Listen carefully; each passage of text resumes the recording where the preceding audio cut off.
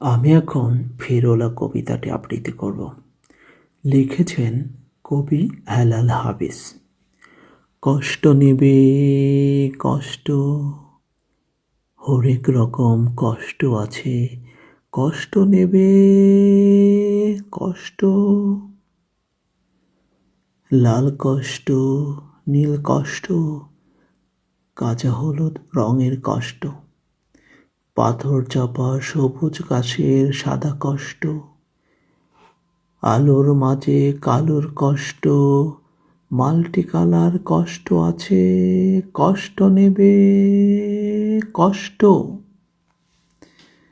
ঘরের কষ্ট, পরের কষ্ট, পাখি ও পাতার কষ্ট, ধারের কষ্ট, চোখের মুখে নখের কষ্ট।